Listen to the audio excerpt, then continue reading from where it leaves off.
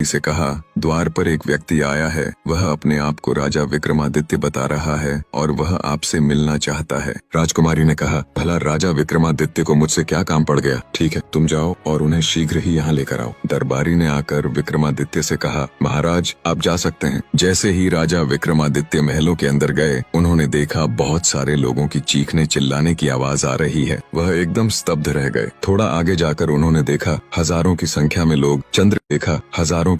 लोग चंद्रकला के कैद खाने में कैद हैं और चीख चिल्ला रहे हैं और कभी कभी रोने लगते हैं। इस सब को नजरअंदाज कर विक्रमादित्य आगे बढ़ते रहे। एक दासी उन्हें चंद्रकला के कक्ष में ले गई। विक्रमादित्य ने जैसे ही चंद्रकला को देखा, वह उसकी तरफ देखते ही रह गए, क्योंकि चंद्रकला इतनी सुंदर थी कि उसके पीछे कोई भी जान दे सकता था। चंद्रकला ने विक्रमादित्य से आने का कारण पूछा। विक्रमादित्य ने बताया, मेरे आने का मात्र एक कारण था, परंतु तुम्हारे महल के अंदर आते हुए मुझे कुछ अजीब सा महसूस हुआ। बहुत सारे लोगों की चीखने और चिल्लाने की आवाज आ रही थी। इसका कारण क्या है? चंद्रकला बोली, हे राजा, तुम्हारी बुद्धिमत्ता और साहस के बहुत सारे किस्से सुने हैं मैंने। क्या तुम खुद नहीं पता लगा सकते? विक्रमादित्य ने कहा, वह सब तो बाद में, परंतु पहले मैं जिस कार्य के लिए आया हूँ वह सुनो। तुमने एक बूढ़ी माँ के बेटे को बंदी बना रखा है। उसे छोड़ दो, क्योंकि उस बूढ़ी महिला के बुढ़ापे का सहारा मात्र वही एक बेटा है। चंद्रकला ने कहा, उसने मेरा रास्ता रोकने का दुस्साहस किया है। विक्रमादित्य ने कहा, चंद्रकला, मैंने उसकी माँ को वचन दिया है, मैं उसको लेकर आऊंगा। अब यदि तुम उसे ऐसे नहीं छोड़ोगी तो मुझे कोई दूसरी युक्ति अपनानी पड़ेगी, परंतु मैं उसे यहाँ से लेकर ही जाऊंगा।